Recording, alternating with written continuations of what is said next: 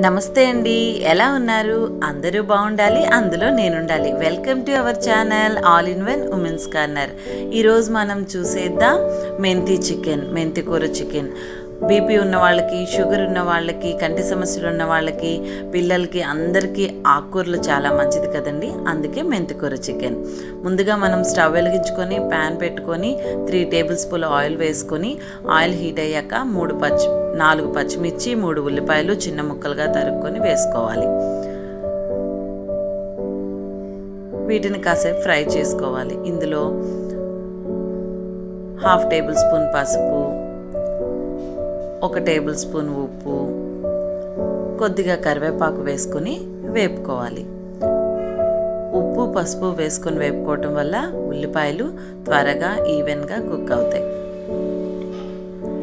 ఇప్పుడు ఇందులో 1 స్పూన్ అల్లం వెల్లుల్లి పేస్ట్ వేసుకొని అది కూడా పచ్చివాసన పోయేదాకా వేపుకోవాలి. తర్వాత ఇందులో 3/4 కేజీ చికెన్ని నీట్గా క్లీన్ చేసుకొని పెట్టుకొని యాడ్ చేసుకున్నామండి. మీడియం ఫ్లేమ్లో పెట్టుకొని మూత పెట్టకుండానే కుక్ చేస్తున్నాను నేను. సో చికెన్లో వాటర్ అంతా డ్రై అయిపోయిన తర్వాత ఇందులో మెంతికూర నేను పెద్ద సైజ్ కట్టలు 3 తీసుకున్నానండి. ఎంతైనా గ్రీన్ లీవ్స్ తింటాం అలవాటు చేసుకోవాలి కదా, అందుకని విడిగా వండి పెడితే పిల్లలు తినరు కదా, అందుకని ఇలా చికెన్లో కలిపి చేసేస్తున్నాను అనమాట. సో ఎక్కువ క్వాంటిటీ తీసుకున్నాను. చూడండి, మెంతికూర అంతా కూడా ఇలా కుక్ అయిపోతుంది. సో ఈ కర్రీలో నేను వాటర్ అనేది యాడ్ చేయట్లేదండి. ఇప్పుడు ఇందులో టమాటాలని యాడ్ చేసుకొని మూత పెట్టుకొని మరొక 5 నిమిషాలు మగ్గించుకోవాలి. సో టమాటా కూడా మగ్గిపోయింది.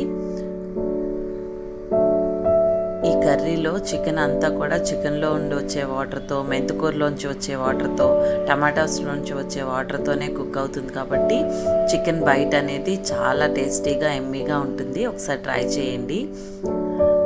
ఇందులో 1 టేబుల్ స్పూన్ చికెన్ మసాలా పొడి, 1.5 టేబుల్ స్పూన్ కారం, 1/2 టేబుల్ స్పూన్ ధనియాల పొడి యాడ్ చేసుకోవాలి.